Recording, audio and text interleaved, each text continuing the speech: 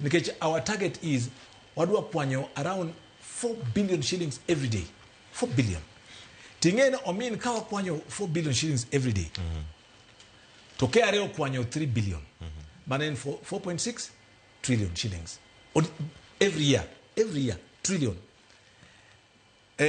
Msache jo serikali higa kaiga and 1.2 trillion. Pesa development mawati ugoka kapinyo wacho and 1 trillion. Mano 2.2. Haya. Pesa mwachulo gope mwango oko and about 1.2 trillion. So pesa muruto kawa neno biro our budgetary obligations biro to around 3.4 to 3.5 trillion shillings. So kawa kwenye pesa ni mabere. What they don't code excess money is about 600 to 700 billion shillings. Mamano will be historical.